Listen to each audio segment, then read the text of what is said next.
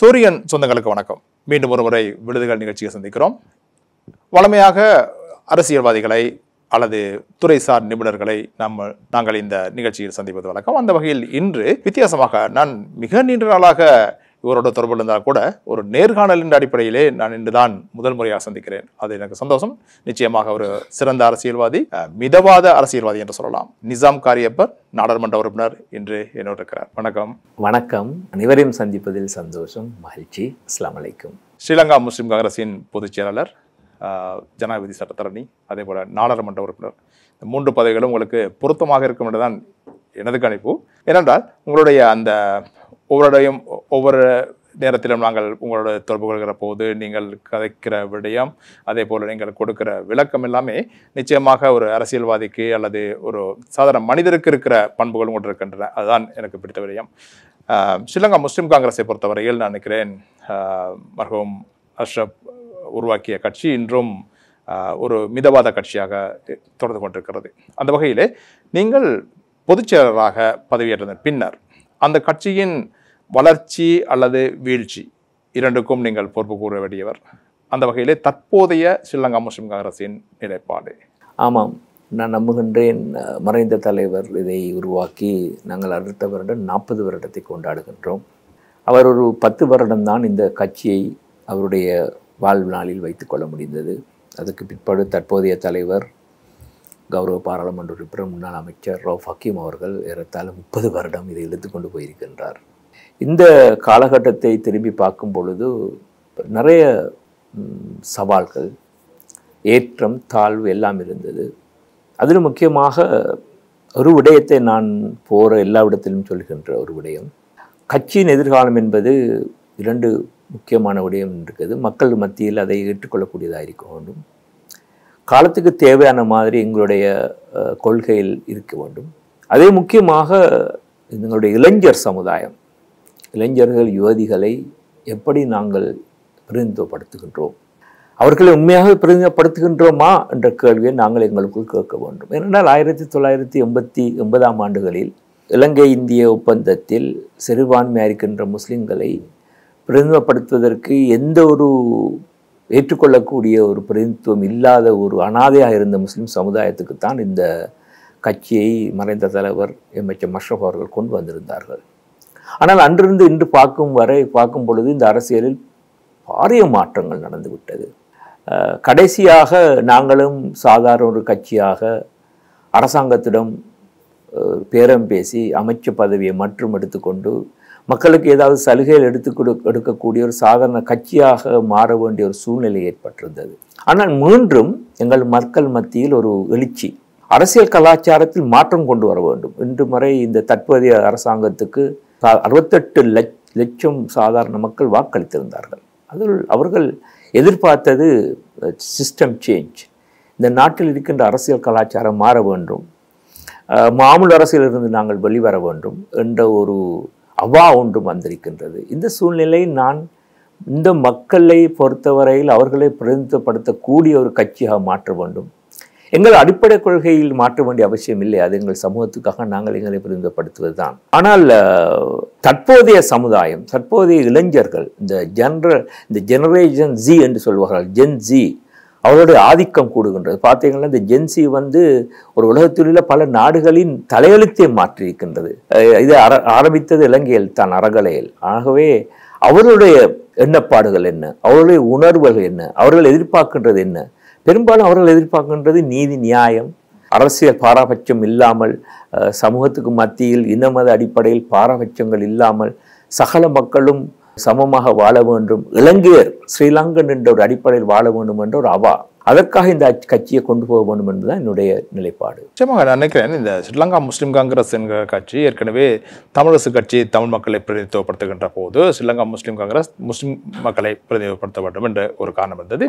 யுத்த காலத்தை பற்றி உங்களுக்கு தெரியும். அதாவது யுத்த காலத்துக்கு முன்பிருந்த ஒரு நிலைமை, அதாவது முஸ்லிம்களுக்கு ஒரு தனியான கட்சி அவசியமா அல்லது தமிழரசு கட்சி அதனை சரி செய்து கொள்ளுமா என்கிற நிலைமை இருந்தாலும் கூட போர்க்காலத்தில் தான் இந்த பிரிவினை வந்தது. உங்களுக்கு தெரியும், தமிழ் முஸ்லிம் என்கிற பிரிவினை முழுமையாக வந்தது. காரணம், பிரித்தாளும் கொள்கையின் அடிப்படையில் போரை வெல்லக்கூடிய ஒரு உத்தியாகத்தான் தமிழர்களும் முஸ்லிம்களும் பயன்படுத்தப்பட்டார்கள். அது யாருக்கும் தெரியும். ஆனாலும் அதனை யாராலும் வெற்றி கொள்ள முடியவில்லை. அந்த வகையிலே இந்த முஸ்லிம் காங்கிரஸ் வந்தது பிறகு இந்த பிளவு இன்னும் அகலமானது, அதாவது நீடித்து போகிறது என்கிற ஒரு உணர்வு இல்லையா? இல்லை, அதை சாதிப்பதற்கு என்ற வசனத்துக்கு அப்பால் அதைத்தான் செய்ய வேண்டும். அதற்கான வேலை திட்டங்களை நாங்கள் ஆரம்பத்தில் செய்திருந்தோம். அதில் சில மாற்றங்கள் வந்திருந்தது. நீங்கள் சொன்னவாறு கடந்த ஓரிரு வருடங்களுக்குள் நாங்கள் இதை மீண்டும் எங்களுடைய கொள்கையை எடுத்துக்கொண்டு மக்கள் மத்தியில் போக ஆரம்பித்திருக்கின்றோம். அம்பாறை மாவட்டத்தில் நாங்கள் கிராமங்களாக போய் கொண்டிருக்கின்றோம். கல்முனை மாநகர சபை தேர்தல் நடக்கலாம் என்று நாங்கள் எதிர்பார்க்கின்றோம் இந்த வருடத்துக்குள். அடுத்த வருடம் மாகாண சபை தேர்தல் நடக்கலாம். இந்த சூழ்நிலையில் இந்த செய்தியை மக்களுக்கு முன்னுக்கு கொண்டு போக வேண்டிய ஒரு பாரிய பொறுப்பு எங்களிடம் இருக்கின்றது. இதுவரை அதை சாதித்திருக்கிறீர்களா அல்லது இன்னும் சாதிக்க வேண்டியிருக்கு? இல்லை, அதை சாதிப்பதற்கு என்ற வசனத்துக்கு அப்பால் அதைத்தான் செய்ய வேண்டும். அதற்கான வேலை திட்டங்களை நாங்கள் ஆரம்பத்தில் செய்திருந்தோம். அதில் சில மாற்றங்கள் வந்திருந்தது. நீங்கள் சொன்னவாறு கடந்த ஓரிரு வருடங்களுக்குள் நாங்கள் இதை மீண்டும் எங்களுடைய கொள்கையை எடுத்துக்கொண்டு மக்கள் மத்தியில் போக ஆரம்பித்திருக்கின்றோம். அம்பாறை மாவட்டத்தில் நாங்கள் கிராமங்களாக போய் கொண்டிருக்கின்றோம். கல்முனை மாநகர சபை தேர்தல் நடக்கலாம் என்று நாங்கள் எதிர்பார்க்கின்றோம் இந்த வருடத்துக்குள். அடுத்த வருடம் மாகாண சபை தேர்தல் நடக்கலாம். இந்த சூழ்நிலையில் இந்த செய்தியை மக்களுக்கு முன்னுக்கு கொண்டு போக வேண்டிய ஒரு பாரிய பொறுப்பு எங்களிடம் இருக்கின்றது. நிச்சயமாக நான் நினைக்கிறேன், இந்த ஸ்ரீலங்கா முஸ்லிம் காங்கிரஸ் என்கிற கட்சி ஏற்கனவே தமிழரசு கட்சி தமிழ் மக்களை பிரதிநிதித்துவப்படுத்துகின்ற போது ஸ்ரீலங்கா முஸ்லிம் காங்கிரஸ் முஸ்லிம் மக்களை பிரதிநிதித்துவப்படுத்த வேண்டும் என்ற ஒரு காரணம் இருந்தது. யுத்த காலத்தை பற்றி உங்களுக்கு தெரியும். அதாவது யுத்த காலத்துக்கு முன்பிருந்த ஒரு நிலைமை, அதாவது முஸ்லிம்களுக்கு ஒரு தனியான கட்சி அவசியமா அல்லது தமிழரசு கட்சி அதனை சரி செய்து கொள்ளுமா என்கிற நிலைமை இருந்தாலும் கூட போர்க்காலத்தில் தான் இந்த பிரிவினை வந்தது. உங்களுக்கு தெரியும், தமிழ் முஸ்லிம் என்கிற பிரிவினை முழுமையாக வந்தது. காரணம், பிரித்தாளும் கொள்கையின் அடிப்படையில் போரை வெல்லக்கூடிய ஒரு உத்தியாகத்தான் தமிழர்களும் முஸ்லிம்களும் பயன்படுத்தப்பட்டார்கள். அது யாருக்கும் தெரியும். ஆனாலும் அதனை யாராலும் வெற்றி கொள்ள முடியவில்லை. அந்த வகையிலே இந்த முஸ்லிம் காங்கிரஸ் வந்தது பிறகு இந்த பிளவு இன்னும் அகலமானது, அதாவது நீடித்து போகிறது என்கிற ஒரு உணர்வு இல்லையா? இல்லை, நீங்கள் இப்பொழுது கொண்டு வந்திருக்கின்ற விடயம்தான் ரெண்டு கால பொருத்தமான ஒரு விடயம். இது அக்டோபர் மாதம். இதற்கு கருத்து அக்டோபர் என்று சொல்வார்கள். வடக்கில் வாழுகின்ற முஸ்லிம்களை இரவோடு இரவாக வெளியேற்றிய ஒரு மாதம்தான் இது. கருப்பு மாதங்கள் இலங்கை அரசியலில் இலங்கை சரித்திரத்தில் 2 மாதங்கள் இருக்கின்றது. கருப்பு ஜூலை, கருப்பு அக்டோபர். பாருங்கள் ஒத்துமை. கருப்பு ஜூலை என்பது தமிழர்களுக்கு வெளிப்படையாகவே அநியாயம் செய்தது யார்? பேரினவாதிகள், சிங்கள பௌத்த தேசியவாதி பேரினவாதிகள். கருத்த அக்டோபர் யார் செய்தது? இதுகால வரை தமிழ் பேசும் தமிழர்களும் முஸ்லிம்களும் ஒரு இனத்தைச் சேர்ந்தவர்கள். அமிர்தலிங்க ஐயாவே எங்களுக்காக பேசுகின்ற காலகட்டத்திலிருந்து முஸ்லிம்களை தள்ளிவிட்டு அவர்களை வேறொரு இனமாக சமூகமாக தள்ளி வைத்துவிட்டு பேரினவாத கொள்கையில் தேசிய பேரினவாத பாசிஸ்ட் கொள்கை வந்த எல்டிடி தான் கருத்த அக்டோபர். அப்ப இரண்டுக்கும் பின்னணி பெரும்பான்மை பாசிசம், தேசியவாதம். இதை நீங்கள் கேட்ட கேள்வி ரொம்ப முக்கியமான கேள்வி. இப்பொழுது நாங்கள் என்ன செய்ய போகின்றோம்? இப்போ நீங்கள் நல்ல ஒரு கதை சொன்னீர்கள். தமிழ் அரசியல் கட்சி அல்லது தமிழரசு கட்சி என்பது முஸ்லிம்களுக்காகவும் தமிழ் பேசும் தமிழ் முஸ்லிம்களுக்காக குரல் கொடுத்த ஒரு கட்சி. எங்களுடைய மறைந்த தலைவர் அஷ்ரப் அவர்கள் அமிர்தலிங்க அண்ணாவிடம் சேர்ந்து தமிழர்களுக்காக போராடியவர். அந்த அளவுக்கு அவருடைய ஒற்றுமை இருந்தது.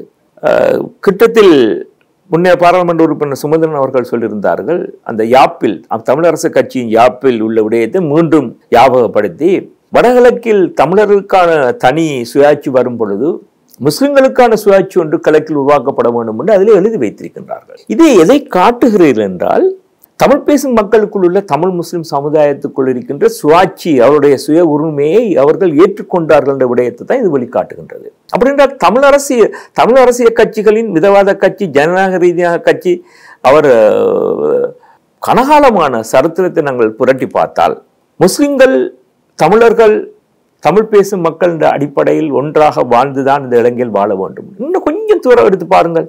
இலங்கையில் சிங்களவர்கள் தமிழர்கள் சமந்தத்துடன் வாழ வேண்டும் என்றுதான் ஆரம்பிக்கப்பட்டது.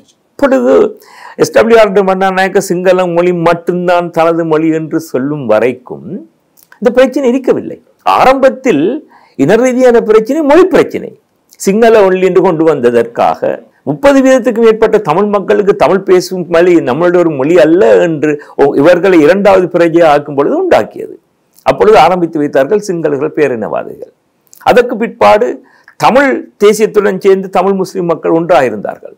புத்தளத்தில் பள்ளிவாசல் கொலை நடந்த பொழுது எங்களுக்காக பேசியவர்கள் எல்லாம் தமிழரசு கட்சி தலைவர்கள். எங்களுக்கு கட்சி இருக்கவில்லை. ஆனால் அதற்கு பின்பு என்ன நடந்தது? தமிழ் மக்களுக்கு இடையில் தமிழ் தேசியம் மேலோங்கியது. முஸ்லிம்களை புறம் சொல்லி பேசினார்கள். அப்பொழுது முஸ்லிம் இளைஞர்கள் அவர்களும் ஆயுதம் தூக்கி விடுவார்கள் என்ற பயத்தில் தான் மறைந்த அஷ்ரப் அவர்கள் தங்களுக்கும் தன்னுடைய சமூகத்துக்கும் எனக்கும் நான் ஒரு முஸ்லிம் என்றால் எனக்காக பெருமைப்படுத்தும் ஜனநாயக ரீதியான ஒரு முஸ்லிம் கட்சி இருக்கின்றது என்ற உணர்வை கொண்டு வருவதற்காகத்தான் ஸ்ரீலங்கா முஸ்லிம் காங்கிரஸை கொண்டு வந்தது. அப்பொழுது நீங்க சொன்ன கதை சரியாக இருக்கின்றது. ஆரம்பத்திலிருந்து எந்த நாட்டின் பிரஜையாக சம அந்தஸ்துடன் வாழ வேண்டிய தேவை என்பது இந்த இரண்டு கட்சிகளுக்கும் இருக்கின்றது. ஆனால் நீங்கள் சொன்னவாறு நாங்கள் ஒரு உண்மையை நாங்கள் ஏற்றுக்கொள்ளத்தான் வேண்டும். காலப்போக்கில் ஜனநாயக ரீதியாக நடக்கின்ற தேர்தல்களில் தங்களுக்காக வாக்கு சேர்ப்பதற்காக இரண்டு இனங்களிலும் இந்த இந்த இந்த இந்த இந்த ஒரு சின்ன ஒரு அரசியல் நடந்தது. எப்படி என்றால் தங்களுடைய இனத்தை முன்வைத்து கொண்டு மற்ற இனத்தால் தனக்கு அநியாயம் நடக்கப் போகிறது என்று வேணுமுண்டு அதை பெரிதாக்கி இன ரீதியான அடிப்படையில் வேணுமுண்டு மக்களுக்கு மத்தியில் துவேஷத்தை கிளப்பி வாக்குகளை பெறக்கூடிய சூழ்நிலை உண்டாக்குகின்றது. தமிழ் பெரும்பான்மை வாழ்கின்ற பிரதேசத்தில் முஸ்லிம் சிறுபான்மைகளும் முஸ்லிம் பெரும்பான்மை வாழ்கின்ற இடத்தில் தமிழ் சிறுபான்மை இருக்கின்ற சூழ்நிலை தனக்கு சாதகமாக வைத்துக் கொண்டு அரசியல்வாதிகள் அதை தனக்கு ஆசையாக தன்னுடைய அரசியல் தேவைக்காக பாவித்தார்கள். அப்படி இருந்தது. மீண்டும் நாங்கள் எப்படி ஆரம்பத்தில் ஒன்றாக வாழ வேண்டும் என்ற நிலைக்கு நாங்கள் வந்திருக்கின்றோம். ஆனால் எப்படி நாங்கள் வாழ வேண்டும்? ஒவ்வொரு இனத்தினுடைய அந்தஸ்து சம அந்தஸ்து. அவர்கள் பெரும்பான்மை சிறுபான்மை என்பது மேட்டரே கிடையாது. அந்த 50-50 கேட்ட பொழுது அதைத்தான் சொல்லப்படுகின்றது. நாங்கள் எதிர்பார்க்கின்றது சம அந்தஸ்தில் அரசியல் ரீதியாக சந்தர்ப்பம் வழங்கக்கூடிய ஒரு சூழ்நிலையில் வாழ வேண்டும். அதை நாங்கள் மீண்டும் கொண்டு வந்திருக்கின்றோம். என்னுடைய நாங்கள் அரசியல் இருந்து அடுத்த 5 வருடத்துக்கு மேலால் எங்களால் இருக்க முடியாது. நாங்கள் எல்லாம் ஓய்வு பெற வேண்டும். இளைஞர்கள் யுவதிகள் முன்னுக்கு வர வேண்டும். அப்பொழுது நாங்கள் அந்த சமுதாயத்துக்கு வழங்கி போக வேண்டிய முக்கியமான விடயம் இது. இலங்கை, ஸ்ரீலங்கா இந்த மக்கள் எல்லாரும் சமமாக வாழ வேண்டும். தமிழ் பிரதேச மக்கத்தில் தமிழ் பேசும் தமிழ் முஸ்லிம் மக்கள் இனங்கள் இருக்கின்றது. மலையத்தில் மலையக மக்கள் தமிழ் மக்கள் இருக்கின்றார்கள். இவர்கள் சம அந்தஸ்தில் வாழக்கூடிய ஒரு சூழ்நிலை உருவாக்கிவிட்டு அவங்களுடைய திறமையின் அடிப்படையில் முன்னுக்கு வரக்கூடிய ஒரு நாட்டை கட்டியெழுப்ப வேண்டும் என்பதே எங்களுடைய முக்கிய குறிக்கோள். நீங்கள் சொல்கிற இந்த கருப்பு அக்டோபருங்கிறது நினைக்கிறேன் உயர்நீதிமன்ற தீர்ப்பு ஒன்று வந்திருக்கிறது. வடக்கிலே முஸ்லிம்களுக்கு எதிராக சுமத்தப்பட்ட ஒரு வழக்கு தாக்கல் செய்யப்பட்டது. அந்த வழக்கில் தள்ளுபடி செய்யப்பட்டிருக்கிறது. அதாவது முஸ்லிம்களை இங்கு குடியேற்றக்கூடாது என்று நினைக்கிறேன் 2018ஆம் ஆண்டு தாக்கல் செய்யப்பட்ட வழக்கு. இது நீங்கள் சொன்னதுபடி மீண்டும் தமிழர்களும் முஸ்லிம்களும் ஒன்றிணைய வேண்டும், அவருடைய அரசியல் அபிலாசைகளை வெற்றி கொள்ள வேண்டுமாக இருந்தது. அதில் நான் நம்புகின்றேன். அந்த தாக்குதல் மண் யுத்தத்துக்கு பிற்பாடு முஸ்லிம்கள் மீண்டும் குடியேற்ற பொழுது அங்கே தாங்கள் இருந்த நிலங்கள் எல்லாம் வனாந்தரமாகிவிட்டது. அதை மீண்டும் வனாந்தரத்தை நாங்கள் சுத்தப்படுத்தி மக்கள் மீண்டும் அங்கே குடியேற்ற பொழுது அதுக்கு எதிராக போடப்பட்ட வழக்கு அது. ஆமாம், அதனால் அது சூழ்நிலை நீங்கள் சொல்வது சரி. ஏனென்றால் இன்று நீதிமன்றத்திலும் கூட இந்த மக்களுடைய நிலப்பாடுகளை தமிழர்கள் முஸ்லிம்கள் சிங்களவர்கள் என்ற அந்த அடையாளத்துக்கு அப்பால் ஏற்றுக்கொள்ளக்கூடிய ஒரு நிலை உண்டாக்கியிருக்கின்ற சம்பந்தமாக இந்த அரசாங்கமும் எடுத்துக்கொண்ட சில முயற்சியை நாங்கள் பாராட்ட வேண்டும். தேசிய இன ரீதியான அரசியலுக்கு அப்பாற்பட்ட ஒரு அரசியல் தேர்தலை நாங்கள் போன முறை கண்டோம். அதை நாங்கள் நிரந்தரமாக வைத்துக் கொள்ளக்கூடிய வேண்டிய ஒரு தேவை இருக்கின்றது. நீங்கள் சொல்லுது. நீங்கள் சொன்னது ஸ்ரீலங்கா முஸ்லிம் காங்கிரஸ் அடுத்த அதாவது இன்னும் 5 வருடங்களுக்கு அப்பால் செல்ல வேண்டி இருக்கிறது. அதாவது உங்களுடைய ஓய்வுக்கு பின்னர் ஸ்ரீலங்கா முஸ்லிம் காங்கிரஸ் தொடர்ந்து செல்ல வேண்டும். அதே போல தமிழரசு கட்சியும் செல்ல வேண்டும், தமிழ் கட்சிகளும் செல்ல வேண்டும். இதனிலே இந்த ஸ்ரீலங்கா முஸ்லிம் காங்கிரஸ் அடுத்த 5 ஆண்டுகளுக்கு பின்னர் தலைமைத்துவம், அதே போல பொதுச் செயலாளர் பதவி, இவ்வாறான தலைமைத்துவங்கள் நீங்கள் தயாராகிவிட்டீர்களா இளைஞர் சமூகத்துக்கு கொடுப்பதற்கு? அதுதான் ஆகப்பெரிய கேள்வி. நாங்கள் தயாராக இருக்கின்றோம் என்ற கேள்வியை நான் ஒவ்வொரு நாளும் கேட்டுக்கொண்டிருக்கின்றேன். ஏனென்றால் அது திடீரென்று ஒருவரை கொண்டு வந்து வைப்பதல்ல. நாங்கள் 5 வருடத்துக்கு பிற்பாடு தேர்தல்களை முன்வைக்கும் பொழுது ஏற்கனவே எங்களுடைய கட்சியில் அரசியலில் நேரடியாக ஈடுபடுகின்ற இளைஞர்கள், யுவதிகள், திறமையான நபர்கள், சமூகத்துக்காக தன்னை அர்ப்பணிக்க தயாராக இருக்கின்றவர்கள் நாங்கள் அடையாளம் காண வேண்டும். அதை நாங்கள் எப்படி செய்வது? ஒவ்வொரு தேர்தலிலும் அதற்கான சந்தர்ப்பம் அந்த இளைஞர்கள் யுவதிகளுக்கு வழங்கப்பட வேண்டும். அதற்கு ஆரம்ப முயற்சி ஒன்று நாங்கள் செய்திருந்தோம். இம்முறை பாராளுமன்றத்திலும் கூட நாங்கள் செய்த முயற்சி இதுகால வரை பாராளுமன்ற உறுப்பினராக இருந்த எங்களுடைய தலைவர் ரவுஃப் ஹக்கீமை தவிர வேறு யாருமே அங்கே வெல்ல முடியவில்லை. ஆனால் புதிய முகம் என்பதில் ஊடாக இளைஞர்கள் யுவதிகள் வந்தார்கள் என்ற கேள்வி எழுப்பும் பொழுது எங்களுக்கு அது சம்பந்தமாக பெருமையாக பேசுவதற்கு இல்லை. உள்ளூராட்சி மன்றத்தில் நாங்கள் முயற்சி செய்தோம். அது சின்னொரு முயற்சி. பெண்களும் கூடுதலான உறுப்பினர்கள் தெரிவு செய்யப்பட்டிருக்கின்றார்கள். ஆனால் மாகாண சபையிலாவது நாங்கள் ஒரு 35-40% இந்த இளைஞர் யுவதிகளை சேர்த்துக்கொண்டால்தான் அவர்கள் அடுத்த தேர்தல்களில் தலைமைத்துவத்தை எடுத்துக்கொள்ளக்கூடிய அந்தஸ்துடன் இந்த கட்சியில் வருவார்கள் என்பதே எங்களுடைய அவா. அதை எவ்வளவு தூரம் இப்பொழுது செய்திருக்கிறேன் என்று கேட்டால் ஒரு ஆரம்பம் மட்டும்தான். எதிர்காலத்தில் செய்ய வேண்டும் என்பதனுடைய அவா. இன்ஷா அல்லாஹ் அதற்குரிய சகல முயற்சியை நான் ஈடுபடுவேன். இது நான் நினைக்கிறேன், நீங்கள் பொதுவான ஒரு அரசியல் தளத்தில் இருக்கிற நீங்கள் ஸ்ரீலங்கா முஸ்லிம் காங்கிரஸ் மட்டுமல்ல, ஏனைய கட்சிகளும் இதே நிலைமை கொண்டிருக்கின்றன. இதற்கு காரணம் ஏற்கனவே நாங்கள் கஜேந்திரகுமார் பொன்னம்பலம் நாடாளுமன்ற உறுப்பினரை கேட்டபோது அவர் சொன்ன விடயம், எல்லாம் நாங்கள் செய்து கொண்டு போகிறோம், ஆனால் எது நடக்கும் என்பது எங்களுக்கு தெரியாது. இதில் முக்கியமான விடயம், ஒவ்வொருவருக்கும் வயது என்கிற பிரச்சனை இருக்கிறது. நாங்கள் ஒரு கட்டத்துக்கு பின்னால் போனால் எங்களை சமூகம் ஒதுக்கி வைக்கக்கூடிய நிலைமையில் கூட வரலாம். சில அரசியல்வாதிகள் கடைசி வரைக்கும் இருந்து எதுவுமே சாதிக்காமல் போயிருக்கிறார்கள். அந்த வகையிலே இந்த பிரச்சனை பாரிய பிரச்சனை. அது எந்த அளவுக்கு செய்யப்படக்கூடியது அல்லது செய்ய வேண்டும் என்பது உண்மையாக தலைமைத்துவங்கள் தான் முடிவெடுக்க வேண்டும். நீங்கள் சொல்கிறபடி அடுத்த மாகாண சபை வருகிறது. இந்த மாகாண சபையிலே இந்த திட்டம் தற்போது உங்களுடைய நிகழ்ச்சியில் இருக்கிறதா? எத்தனை பேரை கொண்டு வர வேண்டும்? அது முக்கியமாக இளைஞர்களை தவிர யுவதிகள் வர வேண்டும். இஸ்லாமிய யுவதிகள் இதற்கு உள்வாங்கப்பட வேண்டும். எவ்வாறு? அது ஆகப்பெரிய சவால். எங்களுக்கு உள்ளூராட்சி மன்ற தேர்தலில் சட்டத்தில் கட்டாயமாக வைக்க போகிற காரணத்தால் மாத்திரம்தான் கிடைத்தது. இல்லாத கட்டத்தில் வரமாட்டார்கள். நான் நம்புகின்றேன், மாகாண சபை தேர்தல் திருத்த சட்டம் வரும் பொழுதும் கூட பழைய வீதாசார திட்டத்துக்குள் யுவதிகளுக்கு பெண்களுக்கான ஒரு வீதாசாரம் நிச்சயமாக வழங்கப்பட வேண்டும். ஏனென்றால் நீங்கள் கௌரவ பாராளுமன்ற உறுப்பினர் கஜேந்திரன் அவர்கள் சொன்ன பொழுது விஷயத்தை சொன்னீர்கள். எல்லா கட்சிகளும் இந்த பிரச்சனை இருக்கின்றது. ஆனால் இந்திரஜித், நான் ஒன்று சொல்ல வேண்டும். இதுகால வரையில் உள்ள அரசியலில் பாரிய சவால்கள் இருந்த காலகட்டத்தில் இந்த தற்போது இருந்த அனுபவம் வாய்ந்த அரசியல்வாதிகளுடைய பங்களிப்பு மிக முக்கியமாகத்தான் இருந்தது. அதுவும் சிறுபான்மையை பொறுத்த வரையில் பல சவால்களுக்கு மத்தியில் அது இருந்தது. ஆனால் இப்பொழுது கொஞ்சம் கொஞ்சமாக மாறிவிட்டு வருகின்றது. திடீரென்று நான் புதியவர்களை கொண்டு வருவதை பற்றி பேசவில்லை. ஒரு காலகட்டத்தில் அவர்கள் முன்னுக்கு வரக்கூடிய சந்தர்ப்பத்தை வழங்குவதற்காக கட்டம் கட்டமாக அவர்களை கொண்டு வர வேண்டும். இது எல்லா கட்சிகளுக்கும் இருக்கின்ற பாரிய சவால். ஆனால் இதை நாங்கள் செய்யாவிட்டால் எழுதி வைத்துக் கொள்ளுங்கள், எதிர்கால சந்ததிகள் எங்களை நிச்சயமாக வீசிவிடும். எங்களை அவர்கள் ஏற்றுக்கொள்ள மாட்டார்கள். அது நான் விரும்பினாலும் விரும்பாட்டியும், நிசாங்காரிப்பர் விரும்பினாலும் விரும்பாட்டியும் செய்ய வேண்டிய ஒரு முக்கியமான விடயமாக தான் நான் கருதுகிறேன். சாதாரணமாக உங்களுக்கு தெரியும், இந்த அரசியலே எல்லாரும் ஈடுபடாததுக்கு காரணம் அங்கு ஊழல் அல்லது மோசடி. இதுதான் அரசியல்வாதி என்றாலே அதை ஒருவாறாக பார்க்கக்கூடிய ஒரு நிலைமையில் தான் இருந்தது. இதனை உடைத்து கொண்டு நான் இங்கே கேட்க வந்தது, இந்த கலாச்சாரத்தை உடைத்து முஸ்லிம் யுவதிகளும் இதில் பங்கேற்க வேண்டும் என்கிற அந்த கோட்பாடு நினைக்கிறேன் ஸ்ரீலங்கா முஸ்லிம் காங்கிரஸ் எந்த அளவுக்கு சவாலாக எடுத்துக்கொள்ளப்பட்டிருக்கிறது அல்லது பாரிய சவால் சாத்தியப்படும் நான் நம்புகின்றேன்.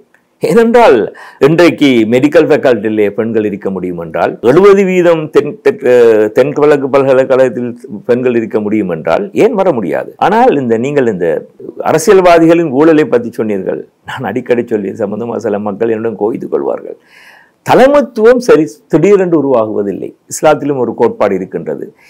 தன்னுடைய சமூகம் எப்படியோ அதற்கேற்ற தலைமைத்துவம் தான் கிடைக்கும். எங்களுடைய சமூகத்துக்குள் ஊழல் ஊழலை ஆதரிக்க போய் தான் ஊழல் சுத்தமாக வந்த அரசியல்வாதிகளும் ஊழலுக்கு போன சரித்திரம் இருக்கின்றது. அதைத்தான் நான் சொல்லுகின்றேன். கரகலைக்கு பிற்பாடு இந்த நாட்டில் ஒரு மாற்றம் ஆரம்பித்திருக்கின்றது. எல்லாரும் இந்த NPP JVP என்பார்கள். இல்லை, மாற்றத்தை கொண்டு வந்தவர்கள் இந்த இளைஞர்களும் யுவதிகள். அதை மறந்து விடக்கூடாது. ஏனென்றால் NPP JVP என்பதும் கூட 50-60 வருஷமா இருந்த அரசியல்வாதிகள் தான். ஆனால் மக்களுக்கு மத்தியில் மாற்றம் வந்த பொழுது இதுகால வரை அரசியல் செய்யாத ஒரு புதிய ஒரு ஃபோர்ஸை கொண்டு வர வேண்டும் என்று நினைத்தார்கள்.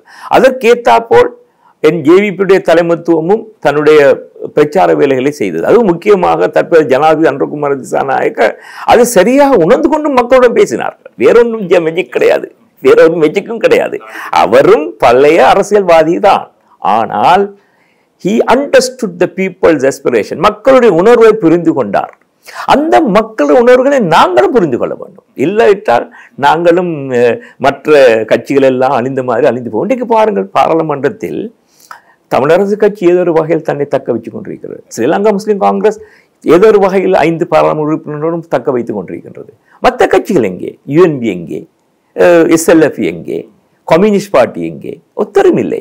இப்ப ஏபிபி கூட புதுமுகம் ஊடாகத்தான் வந்திருக்கின்றது, என்பிபி என்ற போர்வையில். ஆகவே அவர்கள் பழைய தன்னுடைய அரசியலை விட்டு அவர்கள் விலக வேண்டும்.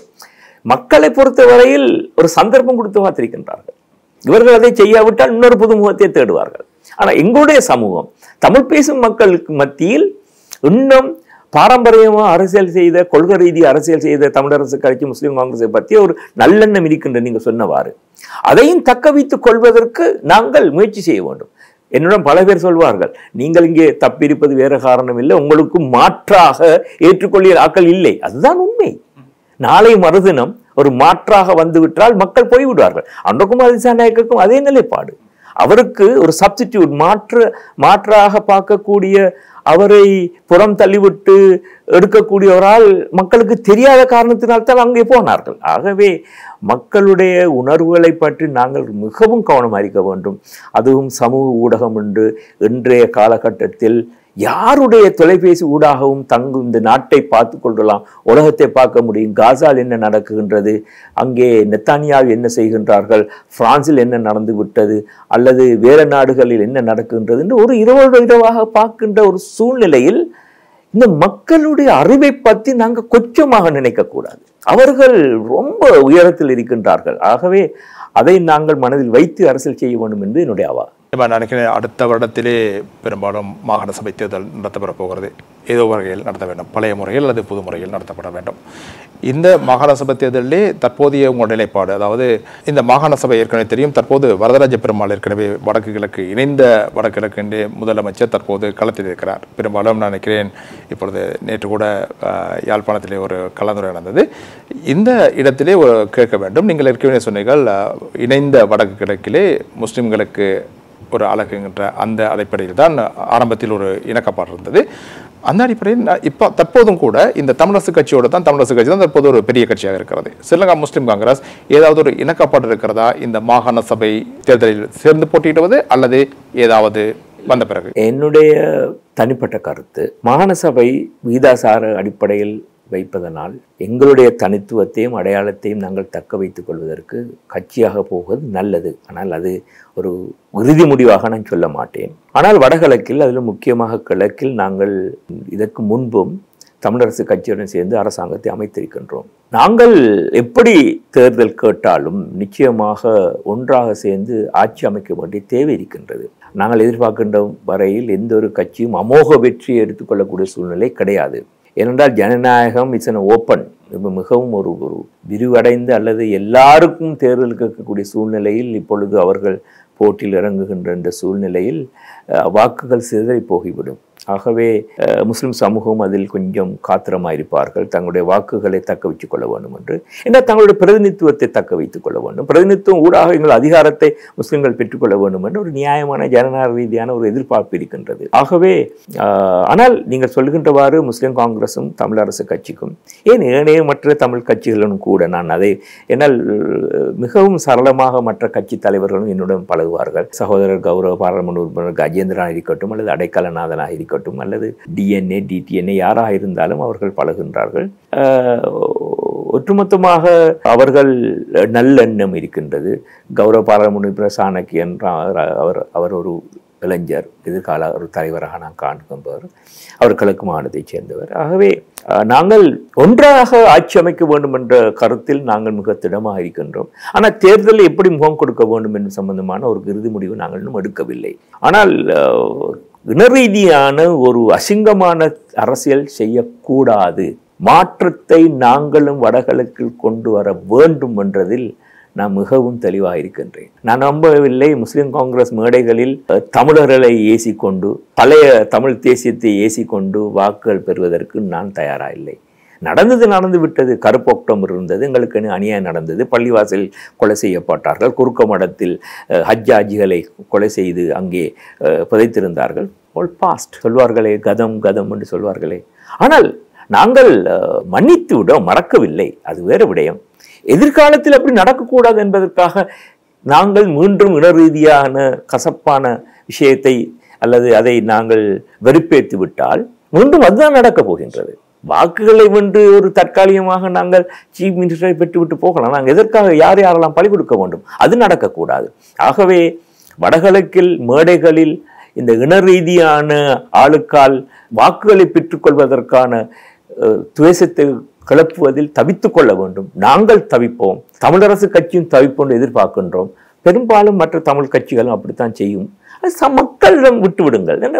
மக்கள் அவ்வளவு, நான் சொன்னேன், இந்த சமூக வலயங்கள் மிகவும் உயர்மட்டத்தில் இருப்பவர்கள், அவர்களுக்கு தெரியும் யாரை வாக்களித்து கொண்டு வந்தால் சமூகத்துக்கு நல்ல ஒரு நல்ல முடிவு எடுப்பார்கள் என்று நான் நம்புகிறேன். உங்களுடைய கருத்துக்கள் யதார்த்தமானவை. ஏனென்றால் ஒரு காலத்தில் இந்த மாகாண சபை வந்தபோது 1987 ஆண்டு வந்தபோது இந்தியா தான் இதை கொண்டு வருகிறது, இப்போ திணித்தது என்று சொல்லலாம், திணித்தது. அப்பொழுது பல பேர் இந்த மாகாண சபையை ஏற்றுக்கொள்ளவில்லை, குறிப்பாக தமிழ் விடுதலை புலிகள் கூட ஏற்றுக்கொள்ளவில்லை. அதனால்தான் இந்த அளவுக்கு இது பின்னால் சென்றது. ஆனால் இன்று அந்த மாகாண சபை வேண்டாம் என்ற மாகாண சபையை இன்று நாங்கள் வேண்டுமென்று கோர்ற அளவுக்கு எங்களுடைய நிலைமை போயிருக்கிறது. நல்ல ஒரு கதைக்கு வந்திருக்கிறீர்கள் இந்திரஜித். யார் வேணாம் என்றார்கள்? ஜேவிபி வேணாம் என்றார்கள். அவர்கள் அரசாங்கத்தில் இருக்கின்றார்கள். எப்படி சொல்வார்கள், இந்த சங்கீத தெய்வே சரதம் என்று சொல்வார்கள். விதி எப்படி விளையாடுகிறது என்று பாருங்கள். இதே ஜேவிபி நாங்கள் 87ஆம் ஆண்டு இந்த மாகாண சபை தேர்தலில் இறங்கிய பொழுது இங்கே ஸ்ரீலங்கா சுதந்திர கட்சி கேட்கவில்லை. ஜேவிபி கட்டளை விட்டது, நாங்கள் அடித்து கொண்டு போட்டுருவோம், வாக்களிக்க போனால் கொள்வோம். ஐடென்டி கார்ட்ஸ் எல்லாத்தையும் பரிமாணப்படுத்தி விட்டது. இந்த சூழ்நிலையில் ஐக்கிய தேசிய கட்சி இந்தியாவின் அழுத்தத்தால் தேர்தல் இறங்கியது ஒழித்து கொண்டு. நாங்கள் எங்களுக்கு அவர்களுக்கு ஒரு ஃபைட், எங்களுக்கு 2, அங்கே புலிகள் இங்கே ஜேவிபி, 2 பேரும் சொல்லிவிட்டார்கள் இறங்கினால் உயிருக்கு ஆபத்தென்று. அந்த சூழ்நிலையில் தான் மறைந்த தலைவர் இறங்கினார். அப்பொழுது நான் ஒரு மாணவன். அப்பொழுது எனக்கு இன்று போல் ஞாபகம் இருக்கின்றது. மறைந்த தலைவருடன் நான் பல விஷயங்கள் பேசிக்கொண்டிருந்த பொழுது அவர் வீட்டில் நான் ஒரு சாதாரணமானவன், அவர் பேசுவார், நாங்கள் வாயை பிளந்து பார்த்து கொண்டிருப்போம். அவருடைய அந்த ஆளுமை, அவருடைய தைரியம், எல்லாரும் நடுங்கிய பொழுது லெட்ஸ் டூ இட் என்று சொன்னார்கள். அதற்கு பின்பாடு ஐபிகே வந்தது, அவருடைய பிளேனில் போனதெல்லாம் ஞாபகம் வருகிறது. ஏன் அதை சொல்ல வருகிறேன் என்றால், நான் நம்புகிறேன் நேற்று லால்காந்த் அமைச்சர் சொல்லியிருக்கின்றார், பழைய முறையில் நாங்கள் இந்த மாகாண சபை வைக்கின்றோம். அது மாத்திரமில்லை இந்திரஜித், ஜனாதிபதி சொல்லிவிட்டார், எங்களுடைய நிலப்பாடு எப்படி இருந்தாலும் இது யாப்பில் ஒரு துண்டு 13 திருத்த சட்டம் என்று அதை ஏதோ ஒரு டிப்ளமேட்டிக்காக ஏற்றுக்கொண்டு விட்டார். அவர்களும் ஏற்றுக்கொண்டு விட்டார்கள். எஸ்எல்எஃப்ஐயும் எதிர்த்து நின்றவர்கள் இப்பொழுது இறங்குகின்றார்கள். எல்டிடியுடைய அழுத்தத்துக்காக முழு தமிழ் அரசு கட்சி டிஎன்ஏ மூடிக்கொண்டிருந்தது. அவர்கள் கூப்பிட்டால் மன்னிக்கு ஓடி விடுவார்கள். அங்கே கட்டளை விடப்படும். அதிலிருந்து நாங்கள் விட்டு இப்போ அவர்களும் சேர்ந்து தேர்தல் இறங்குகின்றார்கள். ஆகவே நல்ல நேரம்னா எம்ஜிஆருடைய நல்ல நேரம் தான் நினைப்பு வருகின்றது. உண்மையிலேயே நல்ல நேரம், அதை நல்லதாக பயன்படுத்திக் கொள்ள வேண்டும். ஆனால் மக்களிடம் இன்னும் சின்னொரு சந்தேகம் இருக்கின்றது. முக்கியமாக சிங்கள மக்களில் மாகாண சபையும் இந்த அரசியல்வாதிகள் வாகனங்கள் எடுத்து ஓடுவதற்கும், பஜரோ எடுத்துக்கொண்டு ஓடுவதற்கும், அமைச்சு பதவி வைத்துக்கொண்டு ஊழல் செய்வதற்கும் பாய்க்கப்படும் என்ற ஒரு சந்தேகமும் இருக்கின்றது. ஆனால் புதிய அரசியல் கலாச்சாரத்தில் வடக்கு கிழக்கு மலையக மக்களுடைய அதிகாரங்களை ஆக்கபூர்வமாக அதிகாரத்துடன் பெற்றுக்கொள்ளக்கூடிய மக்களுடைய பிரதிநிதிகள் இருந்து வேலை செய்யக்கூடிய ஒரு சூழ்நிலை உருவாக்கும் மாத்திரமல்ல, குறைஞ்சபட்சம் தற்போதைய யாப்பில் இருக்கின்ற அந்த சரத்துக்களின் அடிப்படையிலாவது 13வது திருத்தச் சட்டத்தின் நடைமுறைப்படுத்தப்பட்டு அதனூடாக மக்களுக்கு சேவை செய்யக்கூடிய ஒரு சூழ்நிலை உருவாக்கப்பட்டு மத்திய அரசாங்கத்தில் இருக்கின்ற பாரத்தை அங்கே கொண்டு போகக்கூடிய இந்த சூழ்நிலை ஊடாக அதிகார பரவலாக்கல் என்றால் என்ன, அர்த்தமுள்ள அதிகார பரவலாக்கல் என்ன என்று மக்களுக்கு வழங்க வேண்டும். இந்திரஜித், நான் மீண்டும் மீண்டும் சொல்லுகின்றேன், இன்னும் மக்களுக்கு தெரியாது. மாகாண சபை அதிகார பரவலாக்கல் என்பது என்னவென்றே தெரியாது. பாடசாலைகளில் டீச்சர்ஸ் மாற்றுவதற்கு மட்டும், அல்லது ஹெல்த் செக்டரில் சில மாகாண சபையில் இருக்கின்ற ஹாஸ்பிட்டலில் அப்பாயின்மெண்ட் எடுப்பதற்கு மட்டும்தான் மாகாண சபை இருக்கிறது நினைத்து கொண்டிருக்கிறார்கள். சட்டமாக்க வேண்டும் மாகாண சபையில். நாங்கள்லாம் கிழக்கு மாநிலத்தில் இருந்து கொண்டு எங்களோட மக்களுக்கு தேவையான சட்டத்தை நாங்கள் கொண்டு வர வேண்டும். அங்கே இருக்கின்ற எங்களுடைய வரிப்பணத்தை நாங்கள் தான் பெற்றுக்கொண்டு அதை அபிவிருத்திக்கு பயன்படுத்த வேண்டும். அதுதான் அதிகார பரவலாக்கல். அதுதான் மற்ற நாடுகள் நடக்கின்ற அதிகார பரவல். பாருங்கள், தமிழ்நாடு இருக்கின்ற நிதி அமைச்சர் நியூடெல்லியில் இருக்கின்ற நிதி அமைச்சரையும் கூட மிகவும் கட்டிக்காரர். ஆகவே கர்நாடகா இருக்கட்டும், கேரளா இருக்கட்டும், எவ்வளவு தூரம் முன் வந்திருக்கின்ற அந்த அதிகார பரவலாக்கல் கூட. ஆகவே இது நாங்கள் ஏதோ இந்த சிங்கள மக்களுக்கு எதிரான விடயமாகவோ, அல்லது தமிழ் மக்களுக்காக கொண்டு வந்த விடயமாகவோ, அல்லது 4 பேர் மாகாண சபை சீஃப் மினிஸ்டர் வருவதற்காக பார்க்காமல் ஒரு மக்களுக்கு ஒரு அர்த்தபூர்வமான அதிகாரத்தை செலுத்துவதற்கான ஒரு தளம் என்பதை நிரூபிப்பதற்கு சந்தர்ப்பம் என்று நான் நினைக்கின்றேன். இந்த மாகாண சபை திட்டத்தை விட்டு நாங்கள் சற்று உங்களுடைய பிரதேசம் கல்முனை, இந்த கல்முனையிலே ஒரு பிரச்சனை இருக்கிறது தமிழக. இந்த நேர்காணலிலே நிச்சயமாக நான் ஒரு விடயத்தை கொண்டு வர யோசித்தேன். அதாவது இந்த தமிழர் முஸ்லிம்கள் மத்தியில் இருக்கிற பிளவு இல்லாமல் போய் ஒற்றுமைப்பட்டு இந்த நாட்டிலே தற்போது ஒரு இன ஐக்கியம் ஏற்பட்டு கொண்டிருக்கிறது. சிங்களவர்கள் கூட ஒத்து வர வேண்டும் தமிழர்களோட முஸ்லிம்களோடு என்கிற நிலைமை கொண்டு வரப்பட்டிருக்கிறது. எனவே அந்த வடக்கு செயலகம், அதே போல தெற்கு செயலகம் என்று இந்த செயலகங்கள் பிரச்சனை போய்கொண்டிருக்கிறது. இதற்கும் நான் நினைக்கிறேன் உங்கள் ஒரு இணக்கப்பாடு ஏற்பட்டிருக்கிறது. அதனை தீர்த்து கொள்ள வேண்டும் என்கிற விடயம் தீர்த்து கொள்ளப்பட வேண்டும் என்பதில் எந்த ஒரு மாற்று கருத்தும் கிடையாது. நேற்று முன்தினமும் ஒரு நேர்காணலில் நான் சொன்னேன், அதே விடயத்தை நான் திரும்பவும் சொல்கின்றேன்.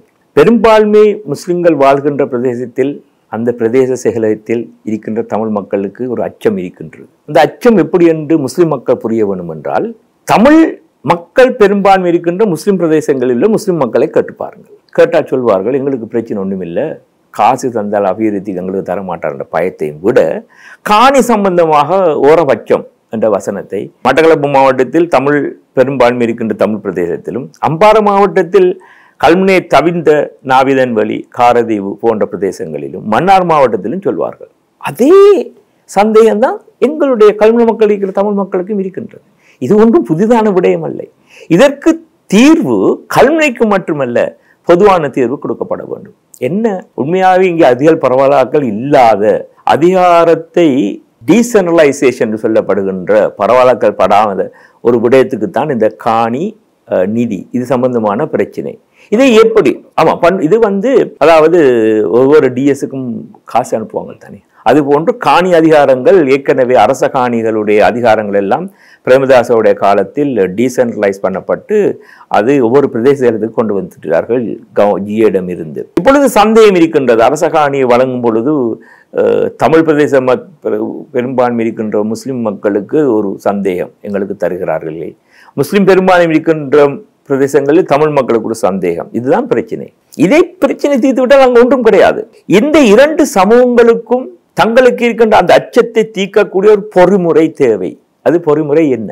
ஒவ்வொரு பிரதேசங்களிலும் அவர்களுக்கு தனித்தனியாக வழங்குவதா? சரி, வழங்கட்டும். அப்படி என்றால் தமிழ் பெரும்பான்மை இருக்கின்ற பிரதேசங்கள் முஸ்லிம்களுக்கும் அதே செய்ய வேண்டும். இல்லை, அதை ஏற்றுக்கொள்ளக்கூடிய ஒரு பொறிமுறை உண்டாக்க வேண்டுமா? செய்யட்டும். ஆனால் இதை நாங்கள் அரசியல் மேடைகளில் பேசாமல், இதான் முக்கியம், அரசியல் மயப்படுத்தி இதனூடாக வாக்குகளை பெற்றுக் கொள்ளாமல் மேசையில் நாங்கள் பேசி தீர்ப்போம். 2 விஷயத்தை நான் சொல்கின்றேன். தீர்க்கப்பட வேண்டும், அரசியல் மயப்படுத்தக்கூடாது. இது 2ம் செய்யாமல் பாருங்கள், ஒரு பிரச்சனை தீர்ந்துவிடும். நினைக்கிறேன் எதிர்காலத்திலே அவ்வாறான திட்டம் உங்களுடைய 2 இன்ஷா அல்லாஹ் நிச்சயமாக. பொதுவான கருத்து, அதாவது இந்த அரசாங்கத்தை பற்றி கரைப்போமானால் உங்களுடைய தனிப்பட்ட, நான் ஸ்ரீலங்கா முஸ்லிம் காங்கிரஸை மையப்படுத்தி கேட்கவில்லை, நிசாம் காரியப்பர் என்கிற ஒரு அரசியல்வாதி எந்த அளவில் இந்த அரசாங்கம் செல்கின்ற பாதை, இது நீங்கள் சொன்னாலோ நான் சொன்னாலோ இது இவர்களுடைய கொள்கை அவர்களுடைய கொள்கை என்று இல்லை, இது சர்வதேச நாணய நிதியம் வகுத்து கொடுத்த கொள்கை.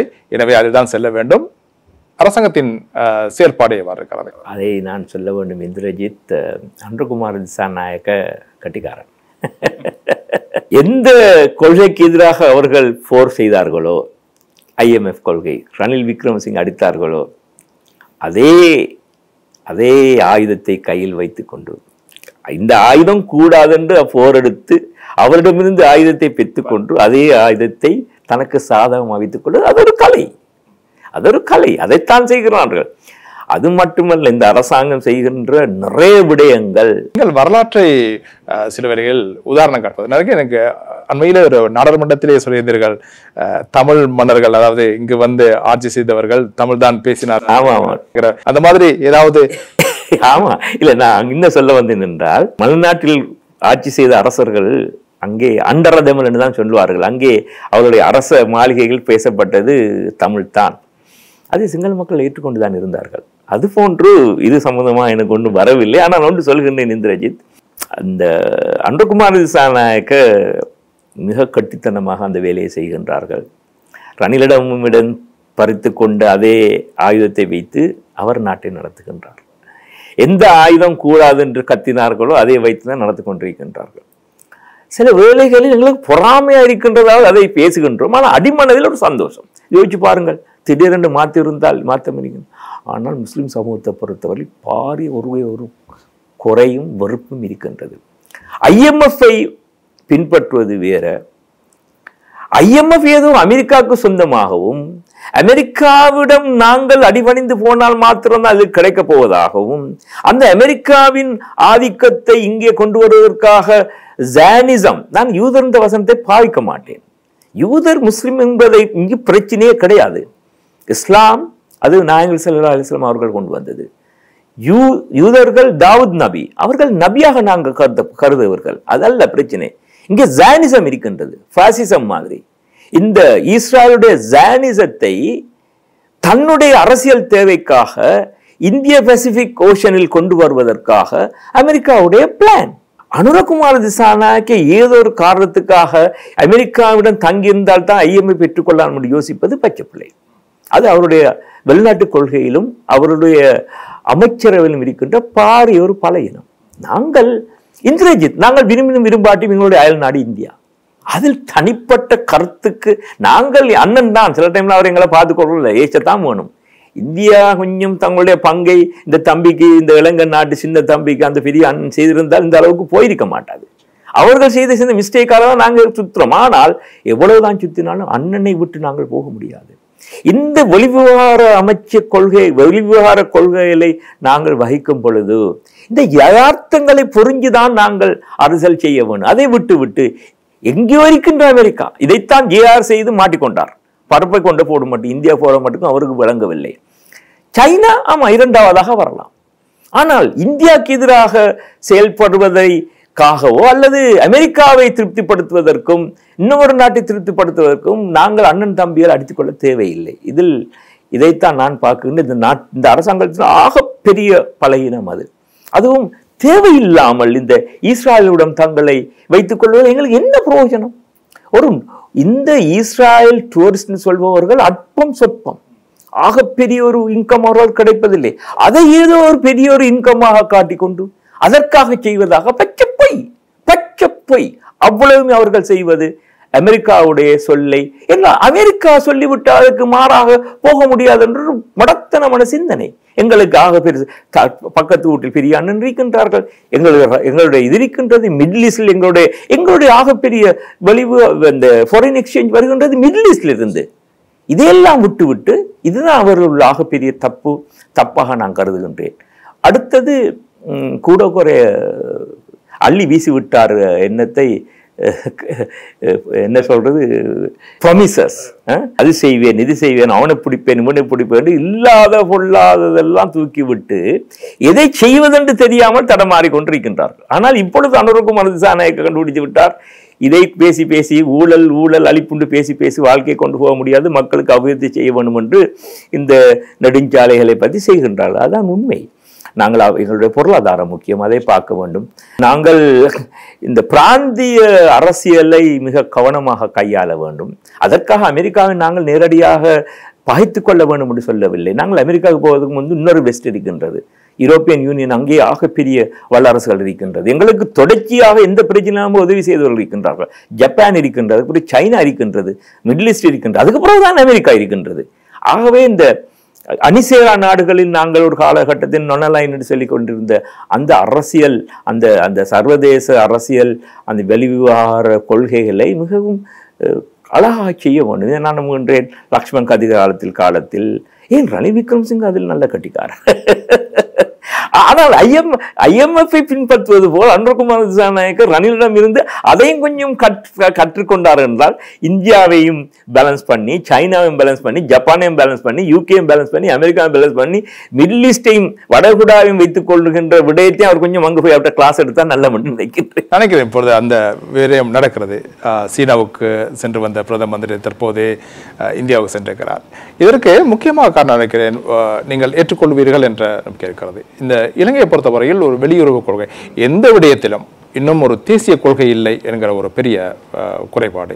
இந்த தேசிய கொள்கை இருக்குமாக இருந்தால் இந்தியாவை எடுத்துக்கொள்வோம், இந்தியாவில் ஒரு சிறு சிறு மாற்றங்கள் வரும். ஆனால் தேசிய கொள்கையை விட்டு அவர்கள் செல்வதில்லை. இலங்கையில் இன்னும் வரவில்லை.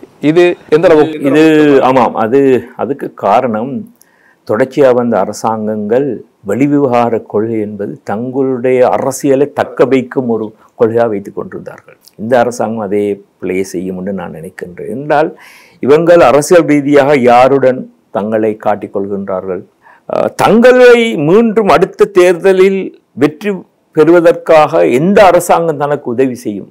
பாருங்கள், சர்வதேசம் எவ்வளவு தூரம் இலங்கையில் வந்திருக்கிறது என்றால் அரசாங்கத்தை வைப்பதற்கும் இருக்கின்ற அரசாங்கத்தை தூக்கி எறிவதற்கும் சர்வதேசம் சேர்ந்து சதி செய்கிற அளவுக்கு எங்கள் இலங்கை அரசாங்கத்தை கொண்டாந்து நாங்கள் வைத்திருக்கின்றோம். ஆகவே நீங்கள் சொல்கின்றவாறு நிரந்தர வெளிவிவகார கொள்கை இருப்பதற்கு முக்கியமான காரணம் அந்த நாடுகளில் ஒரு ஸ்ட்ராங் பியூரோக்ராட்ஸ், ஸ்ட்ராங் என்ன சொல்கிறது, தேசிய பாதுகாப்பு சம்பந்தமான ஒரு பொறுப்பு கூறும் ஒரு இன்ஸ்டிடியூஷன்ஸ் இருக்குது. இந்தியா பொறுத்தவரை RAW, America CIA, KBI, FBI, அங்காள் எல்லாம் இருக்கின்றது. இலங்கையில் இருக்கின்றது இந்த கலுராஜ்யாக், டீப் ஸ்டேட் தான் இருக்கின்றது. அதான் டீப் ஸ்டேட் என்பது தங்களுடைய தனிப்பட்ட தேவைக்காக பாய்க்கின்றது. ஒரு பெரல் ஸ்டேட்ஸ் அப்படி செய்ய முடியாது. எங்களுடைய நாடு யுத்தத்துக்கு பிற்பாடு ராஜபக்ச செய்த ஆகப்பெரிய மடத்தனம். யுத்தத்துக்கு பிற்பாடு நாங்கள் மிகவும் ஒரு பலமான நாடாக இருந்த பொழுது அந்த அந்த எங்களுக்கு இருக்கின்ற அந்த வளங்களை எல்லாம் உத்தியோகபூர்வமாக நாட்டின் நலனுக்காக பாய்க்காமல் உத்தியோகபூர்வமற்ற வரையில் வைத்துக்கொண்டு அரசியல்வாதிகளின் சுயநலத்துக்காக பாய்க்கப்பட்டது. அது மாற வேண்டும். இந்த அரசாங்கம் அதை செய்வாங்கிறது தான் எனக்கு சந்தேகம். நினைக்கிறேன். இதோடு சம்மந்தப்பட்ட ஒரு கேள்வி, இந்த வெளிவிவகார கொள்கைங்கிற அடிப்படையில் இந்த உயிர்த்த ஞாயிறு தாக்குதல் தொடர்பாக நீங்கள் கடந்த வாரம் பேசப்படும் ஒரு நாடாளுமன்ற உறுப்பினராக இருந்தீர்கள். வெளியுறவு அமைச்சர் கூட அதை மறைமுகமாக சொல்லியிருந்தார். இந்த விடயத்தில் நினைக்கிறேன், அதாவது தனிப்பட்ட ஒரு குழுவில் இடம்பெற்ற ஒரு விடயத்தை நீங்கள் வெளியில் வந்து சொன்னீர்கள் என்கிறது தான் இந்த குற்றச்சாட்டு. இது எந்த அளவுக்கு இந்த நாடாளுமன்ற வரப்பிரசாதத்தை பாதிக்கிறது, அல்லது அது இந்த கமிட்டி ரூமில் நடக்கிற விஷயம் வரப்பிரசாதத்துக்கு உட்படாதா? தெரியாமல் சொல்கிறார்கள். ஹைபோஸ்ட் கமிட்டி என்பது பாராளுமன்றாவே வரப்பிரசாதம் கொண்ட ஒரு சபைதான். பாராளுமன்றத்தில் சொல்லப்பட்ட விடயங்கள், பொது மேடையில் உள்ள விடயங்கள், குழுக்களில் உள்ள விடயங்களில் சில குழுக்கள் பகிரங்கமாக செய்கின்றார்கள். ஹர்ஷடி சில்வா தலைமைத்துவம் தாங்கும் கமிட்டி டிவியில் போட்டு காட்டுகின்றார்கள். எனக்கு ஒன்றுமே விளங்குதில்லை. ஒரு கமிட்டியை டிவியில் போட்டு காட்டுறாங்க, பார்லிமெண்ட்டை டிவியில் போட்டு காட்டுறாங்க. ஆனால் எங்களுக்கும் அதே வரப்பிரசாதம் எங்களுக்கும் மற்ற இதிலையும் இருக்கின்றது. ஆனால் சில சம்பிரதாயம் இருக்கலாம். அங்கே இருக்கின்ற நடந்தவை இப்படி நடந்ததுன்னு சொல்லி ப்ரொசீடிங்ஸை நாங்கள் வெளியே கொண்டு வரனால் அங்கே இருக்கின்ற தலைமைத்துவத்தின் அது அனுமதியை பெற்றுக்கொள்ள வேண்டும். நான் அப்படி ஒன்றும் செய்யவில்லை. நான் சொன்னது ஒரே ஒரு விடயம்தான். அது உங்களுடைய சகோதர மொழி ஹிருவில்னு சொல்லியிருந்தேன். அந்த குழியில் இருக்கும் பொழுது தன்னுடைய, அதாவது பாதுகாப்பு அமைச்சின் பொது பாதுகாப்பு அமைச்சின் செயலாளர் பதவியை உறுதிப்படுத்துவதற்காக வந்த ரவி சனவரத்னன் அவர்கள் இதுகால வரை தான் செயலாளராக இருந்து உயிர்த்த ஞாயிறு சம்பந்தமாக செய்த விசாரணையின் புரோகிரஸ், என்னென்ன நடந்தது, எவ்வளவு தூரம் முன்னேற்றங்களை பற்றி விவரித்தார். அதை வசனமாக இங்கே சொன்னால் அது கூடாது. அப்பொழுது எல்லாம் முடிந்துவிட்டு தான் இந்த விசாரணை எவ்வளவு கச்சிதமாக வெற்றிகரமாக செய்திருக்கிறேன் என்பதை என்னை இம்ப்ரெஸ் பண்ணுவதற்காகவோ அல்லது கமிட்டி இம்ப்ரெஸ் பண்ணுவதோ எனக்கு தெரியவில்லை. டக்குன்னு சொன்னார், நாங்கள் உயிர்த்த ஞாயிறு தாக்குதலின் பிரதான சூத்திரதாரியை அடையாளம் கண்டுவிட்டோம் என்று வசந்தத்தை சொன்னார். நான் ஒரு மக்கள் பிரதிநிதி. இந்த உயிர்த்த ஞாயிறில் ஆக கூடுதலாக இழந்த கத்தோலிக்க சமூகத்துக்கு பிறகு தொடர்ச்சியாக கஷ்டப்பட்ட ஒரு சமுதாயம் எங்களுடைய முஸ்லிம் சமுதாயம். எங்கள் இளைஞர்கள் யுவதிகள் எத்தனை பேர் வருடக்கணக்கில் உள்ளுக்கு இருந்தார்கள். இத்தனை வருஷமாக எங்களுக்கு நிம்மதியாக இரவு தூங்க முடியாத ஒரு சூழ்நிலை. இதையெல்லாம் ஒரு சாதாரண ஒரு பித்தம் பிடித்த மத வெறி பிடித்த 2-3 பேர் செய்ததா, இதற்கு அப்பாற்பட்ட ஒரு சதி இங்கே இருந்ததாண்டு தெரிந்து கொள்வதற்கு நாங்கள் துடித்து கொண்டிருப்பது எங்களுக்கும் எங்களோட ஊர் பாசை எங்களுக்கு அல்லாஹ்க்கு தான் தெரியும். நாங்கள் பட்ட கஷ்டம் என்றால் அவ்வளவு மனம் எங்களுக்கு நொந்து போயிருக்கின்றது. இல்லை, இது அரசியல் காரணத்துக்காக செய்யப்பட்ட ஒரு சதி என்பது இலங்கையில் இவ்வளவு ஒரு மத வெறி பிடித்தவர்கள் தங்கள் தானே கொலை செய்து கொண்டு இப்படி ஒரு தாக்கல் செய்ய மாட்டார்கள் என்பதை நிரூபிக்கும். இதை வெளிக்கொண்டு வருவதில் எங்களுக்கு பாரி அவா இருக்கின்றது. நான் ஒரு பாராளுமன்ற உறுப்பினர், மக்கள் பிரதிநிதி. எனக்கு முன்னிலையில் உத்தியோகபூர்வமாக நடத்தப்பட்ட ஒரு குழுவில் உத்தியோகபூர்வமான முக்கியமான செயலாளர் இப்படி சொன்ன பொழுது இதை மக்களுக்கு நான் சொல்லாவிட்டால் யார் சொல்வது? இப்படி சொல்வது பிழை என்றால், சொன்ன விடயத்துள்ள விடயத்தை கண்டுபிடிக்காமல் எனக்கு பின்னால் வருவது என்ன ஒரு கோமாளித்தனம்.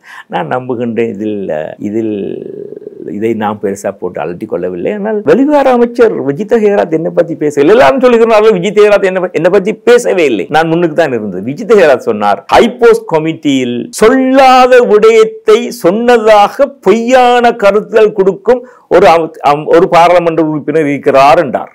அது நான் இல்லை. ஏனென்றால் இருக்க முடியாது. நான் சொல்லாத விடயத்தை சொல்லவில்லை. நான் உசுப்பாமல் லீக் பண்ணையும் இல்லை. எங்களோட ஊரில் சொல்றேன், உசுப்பாமல் சொல்றேன், லீக் பண்ணையும் இல்லை. நான் உத்தியோகபூர்வமாக என்னுடைய ட்வீட்டில் சொன்னேன். நான் ட்வீட்டில் சொன்ன விடயம் பொய் என்று யாரும் சொல்லவில்லை. இது இன்னொரு நாடு இதுக்குள் பூத்தி திருப்படுத்தி இந்த செய்தியை அனுப்பிய பாராளுமன்ற உறுப்பினர் யார் என்று அரசாங்கம் யாரை வைத்தும் கண்டுபிடித்துக் கொள்ளப்பட்டு அதை பற்றி எனக்கு பிரச்சனை இல்லை. ஆனால் என்னை பொறுத்தவரை நான் நம்புகின்றேன் இது மக்கள் சரியாக விளங்கிக் கொள்ளவில்லை. நான் செய்தது மக்களுக்கும் என்னுடைய சமுதாயத்துக்கு முக்கியமாக தெரிந்து கொள்ள வேண்டிய விடயம். அரசாங்கத்துக்கு பொறுப்பு இருக்கின்றது. இன்னும் தாமதப்படுத்தாமல் அவசரமாக இதுக்கு பிரதான சூத்திரசாலிகளை அடையாளப்படுத்தி நீதிமன்றத்துக்கு முன் கொண்டு வந்து எங்களுக்கும் நியாயம் பிறக்க வேண்டும், கத்தோலிக்க சமுதாயத்துக்கும் நியாயம் பிறக்க வேண்டும்.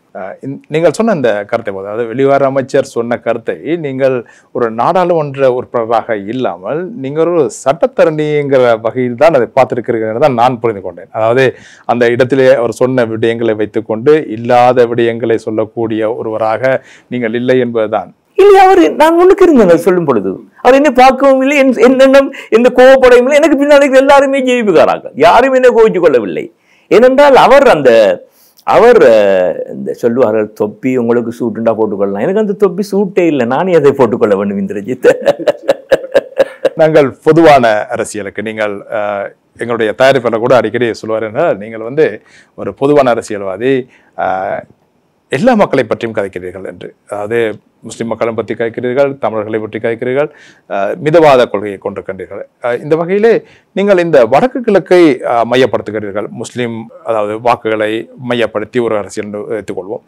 ஆனால் வடக்கு கிழக்கை தவிர்ந்த இடங்களிலே முஸ்லிம்கள் இருக்கிறார்கள், தமிழர்களும் முஸ்லிம்களும் இணைந்திருக்கின்றார்கள். இந்த இடங்களிலே ஏன் ஏனைய கட்சிகளோடு, இங்கு வடக்கு கிழக்கிலே நீங்கள் தமிழ் அரசியல் கட்சியோ அல்லது தமிழரசு கட்சியோ அல்லது ஏனைய கட்சிகளோடு இணைந்து செயல்படுகின்ற ஒரு நோக்கத்தை கொண்டிருக்கிற போது ஏன் மற்ற இடங்களிலும் இதே ஒரு கொள்கையை பின்பற்றக்கூடாது? இல்லை, நாங்கள் அதை பின்பற்ற வேண்டும். நாங்கள் இப்பொன்றும் கூட தேசிய அரசியலில் சமகிஜன சந்தான என்ற கூட்டில் தான் ஒரு அங்கத்துவமாக இருக்கின்றோம். அதுவும் நான் முக்கியமாக சிங்கள மொழியில் கல்வி கற்றவனாக வடகிழக்கு வெளியில் இருக்கின்ற சிங்களம் பேசும் மக்களுக்கு மத்தியில் இருக்கின்ற சிங்கள மக்களுடைய உணர்வுகளை நல்லா புரிந்தவன்.